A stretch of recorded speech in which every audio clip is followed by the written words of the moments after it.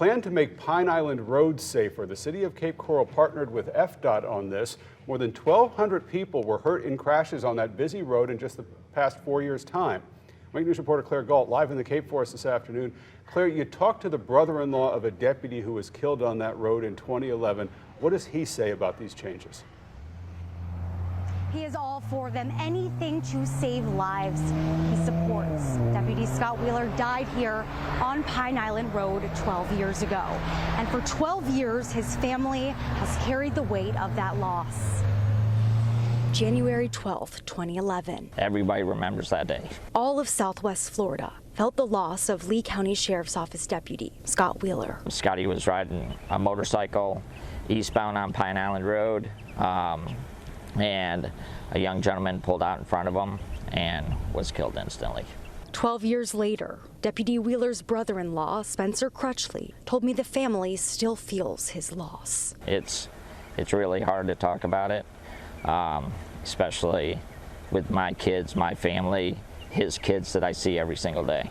Hard to talk about the crash. Easy to talk about who Scotty was. How amazing he was, how supportive he was for his family and friends. He knew the consequences of riding a motorcycle with how many people live down here and the distracted drivers. Crutchley told me any changes the state can make to Pine Island Road to save lives has his support. As long as it reduced the amount of crashes, accidents, deaths, I'm fine with that. He's glad to see the city of Cape Coral partner with the Florida Department of Transportation to make all of Pine Island Road in the Cape safer. Here's the PowerPoint to be presented to city leaders next Wednesday. It says from 2015 to 2019, there were 17 fatal crashes that killed 19 people and 747 other crashes that led to 1,215 people getting hurt. Then it details many necessary changes like street lighting, refuged islands at intersections, protected intersections, reduced corner radii, recessed crossings, high visibility pedestrian and bicycle markings. Crutchley has faith. His message to everyone watching? All the people that are on their cell phones these days, it's really not worth having your cell phone out and being on your cell phone when you're driving, because just looking down for 1 second could kill somebody, could injure somebody.